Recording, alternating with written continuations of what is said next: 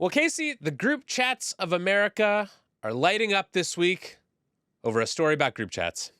They really are. Ben Smith, our old friend, had a great story in Semaphore about the group chats that rule the world.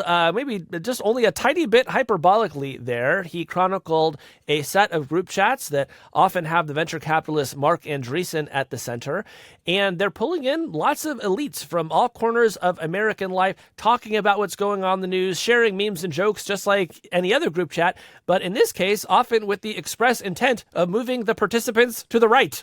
Yeah, and this was such a great story in part because I think it explained how a lot of these influential people in the tech industry have become radicalized politically over the last few years. But I also think they really exposed that the group chat is the new social network, at least among some of the world's most powerful people. And I see this in my life too. I think a lot of the thoughts that I once would have posted on Twitter or Instagram or Facebook, I now post in my group chats. So this story, it was so great, and it gave us an idea for a new segment called Group Chat Chat. Yeah, that's right. We thought, all week long, our friends, our colleagues are sharing stories with us. We're hashing them out. We're sharing our gossipy little thoughts. What if we took some of those stories, brought them onto the podcast, and even invited in a friend to tell us what was going on in their group chat? Yes, we are introducing some much needed transparency to the world of the group chat. So for our first guest on Group Chat Chat, we've invited on PJ Vogt. PJ, of course, is the host of the great podcast Search Engine, and he gamely volunteered to share a story that is going around his group chats this week. Let's bring him in.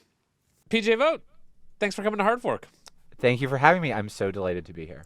So this is a new segment that we are calling Group Chat Chat, and before we get to the stories we each brought today, PJ, would you just characterize the role that group chats play in your life? Any secret power group chats you want to tell us about? Anyone you want to invite us to? Oh my God, I would so be in a group chat with you guys. For me, not joking, they are huge. I feel like there was a few years where journalists were thinking out loud on social media, mainly Twitter, and it was very exciting. But nobody had kind of seen the possible consequences of doing that, and how it felt like open dialogue, but it was like open dialogue with risk. And now I feel like I use group chats with a lot of people I respect and admire just to, did you see this? What did you think of this? Not to all come to one consensus, but to have open, spirited dialogue about everything and just to get people's opinions. I really rely on my group chats, actually. Do you guys ever get group chat envy where you realize that someone's in a chat with someone whose opinion you would want to know and you're kind of dropping in? It's is there any way I could get +1 into this?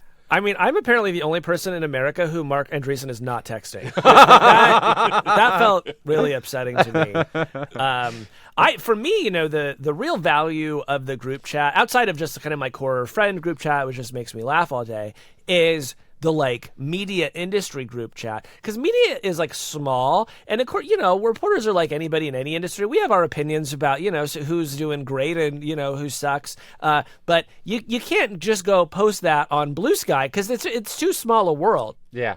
All right, so let's kick this off, and I will bring the story that has been lighting up my group chat today, and then I want to hear about what you guys are seeing in yours. This one was about the return of the Ice Bucket Challenge. The Ice Bucket Challenge is back, y'all. Wow. The idea that I have been alive long enough for the Ice Bucket Challenge to come back truly makes me feel 10,000 years old. It's like one of those comets that you would only get to see twice in your life. And you yes! Drive to Texas for or something. Yeah. This is the Halley's Comet of memes, and it just is about to hit us again. Yes. So this is a story that has apparently been taking over TikTok and other Gen Z social media apps over the past week. The Ice Bucket Challenge, of course, is the internet meme that went viral in 2014 to bring attention to and raise money for research into ALS. And a bunch of celebrities participated. It was one of the biggest sort of viral internet phenomena of its era. And this time it is being directed toward raising money for mental health. And as of the time of this recording, it has raised something like $400,000, which is not as much as the original. What do you make of this?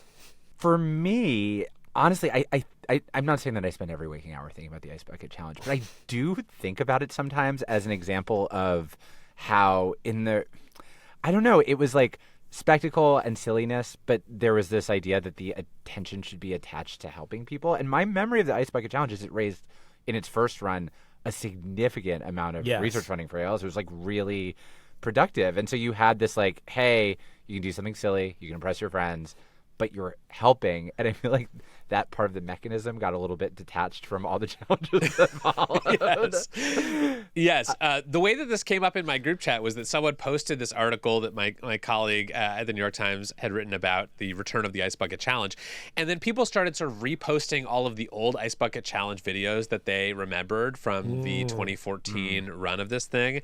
And the one that was like the most surreal to rewatch, 11 years later now, was Jeff Epstein. Yes, the Jeff Epstein Ice Bucket Challenge video went crazy. No, it was the Donald Trump Ice Bucket Challenge video, which I don't know if either of you have rewatched this in the last 11 years. No. But basically, he's on the roof of a building, probably Trump Tower, and he has Miss USA and Miss Universe pour a bucket of ice water on him, and they actually use like Trump branded bottled water. They like pour it into the bucket and then dump it on his head. What a mess. And it's very surreal, not just because, he was participating in an internet meme, but one of the people that he challenges, because, part of the whole shtick is that you have to like nominate someone else or a couple other people to do it after you. And he challenges Barack Obama to do the Ice Bucket Challenge, which is like, discourse was different back then. If he does it this time, I don't know who he's going to be nominating, like Laura Loomer or Cat Turd 2 or something like that, but it's not going to be Barack Obama. I've gone back through the sort of memes of 2014, you guys, to try to figure out if the Ice Bucket Challenge is coming back, what else is about to hit us. And I regret to inform you, I think that Chewbacca Mom is about to have a huge moment. Oh, no.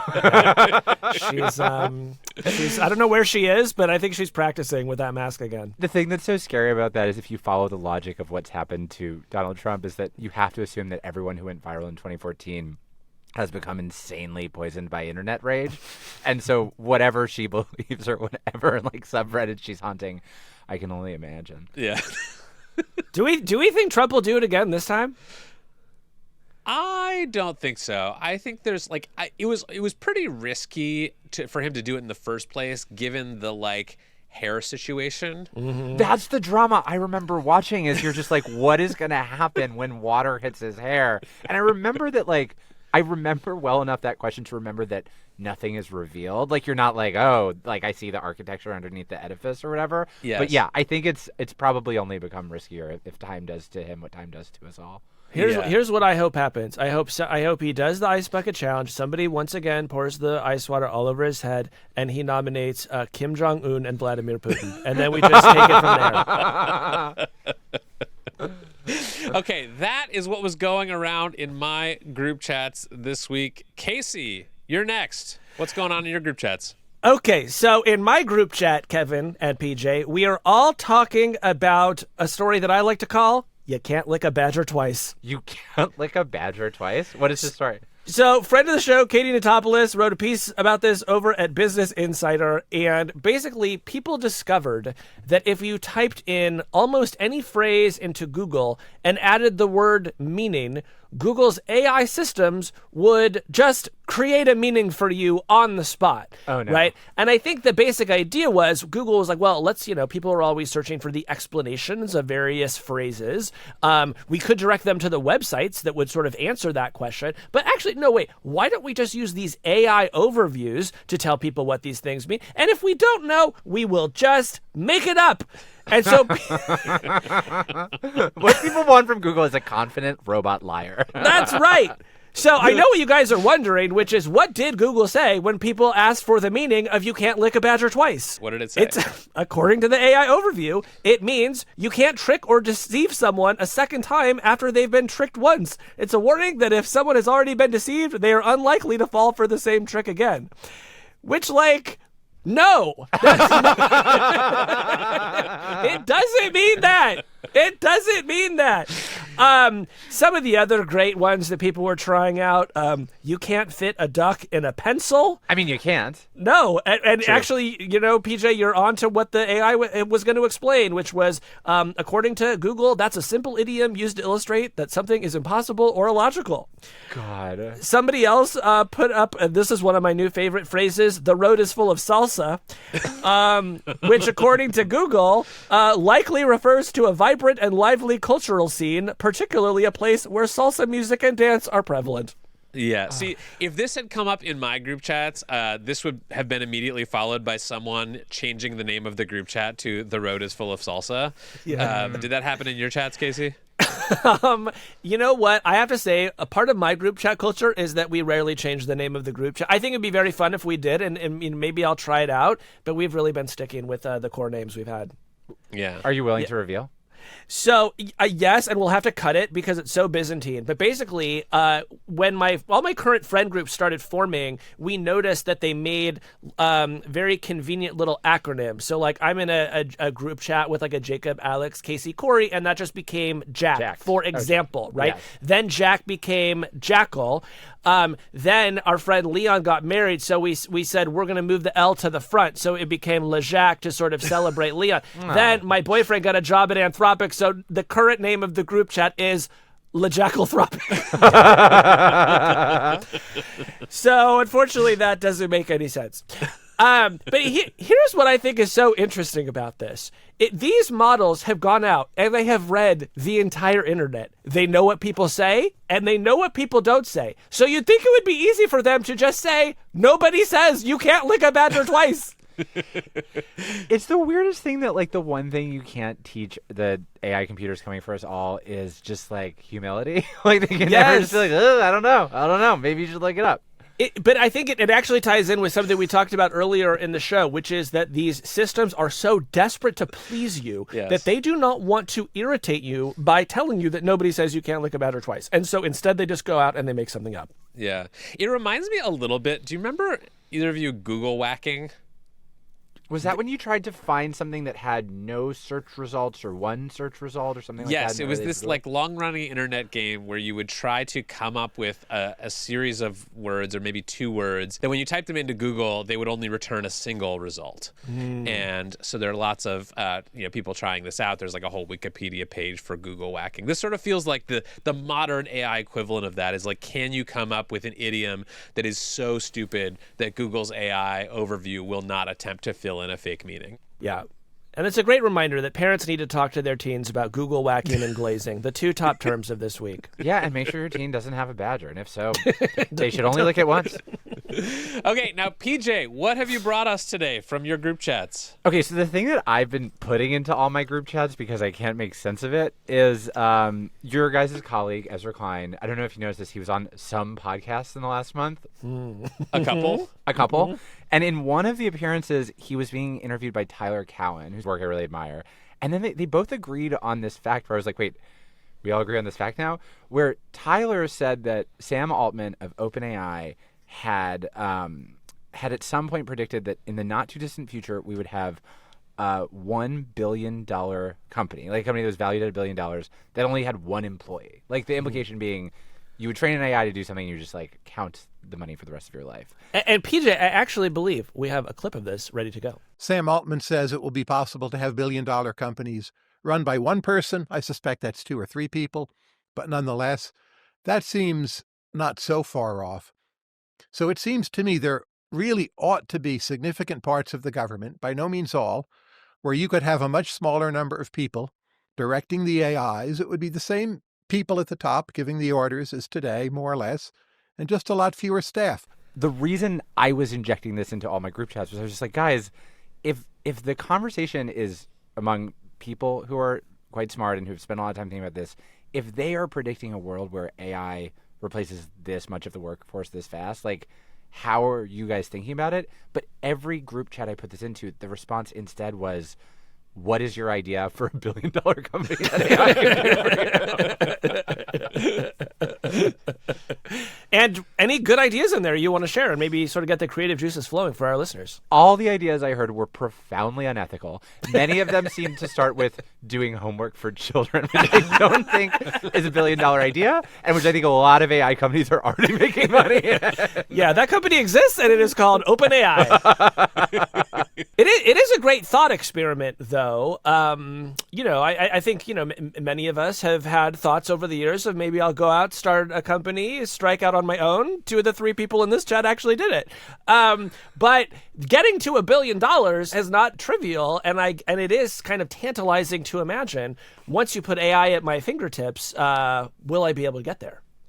Yeah. I mean, this is giving me an idea for maybe $1 billion one-person startup, which is based on some of the ideas we talked about earlier in this show about how these models are becoming more flattering and persuasive, which is, we all have that friend or maybe those friends who are totally addicted to posting, and the internet and social media have wrecked their brain and turned them into a shell of their former self. I know where you're going, and I like it so much. And I think we should create fake social networks for these people. Oh my God, it's so good. And install them on their phones so that they could be going to what they think is X or Facebook or TikTok.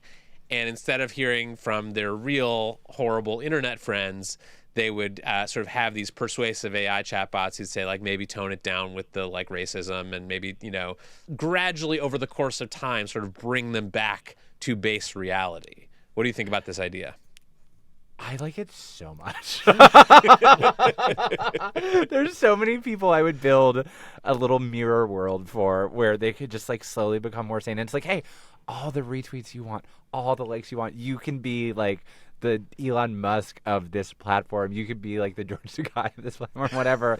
But the trade-off is that it has to slowly make you more sane instead of the opposite. Yes. Yeah. Yes, and I worry that is not possible, because I think for a lot of the world's billionaires, the existing social networks already serve this purpose. No matter what they say, they have 1,000 comments saying, "OMG, you're so true for that, bestie," right? Yeah. And it does seem to have driven them completely insane. So if we are able to somehow develop some anti-radicalizing technology, I do agree that could be $1 billion company. What do you call it? What do you call that? I like the term heaven banning, which went viral a few years ago, which is basically this idea that instead of being shadow banned, you would get heaven banned, which is you sort of get banished to a platform where AI models just constantly agree with you and praise you. And this would be a way to sort of bring people back from the brink. So we can call it heaven ban. We just spent 30 minutes talking about how when you have AIs constantly tell people what they want to think, it drives them insane.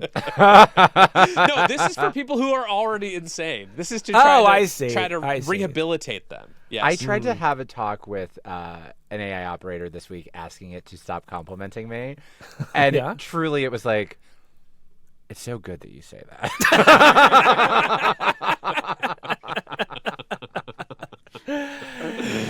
Yeah, the AI always comes back and keeps trying to flatter me, and I say, listen, buddy, you can't lick a badger twice, okay? So move it along. Well, PJ, thank you for bringing us some gossip and content from your group chats. Happy to. And we should be in a group chat together, the 3 of us. That sounds wonderful. Let's start one. Happy chatting, PJ. Thanks, guys. Hey, that's the end of this clip. If you liked what you saw, head on over to our page and subscribe, and you can get the full podcast. We do a show like this almost every week on tech and the future. Head on over there now and subscribe.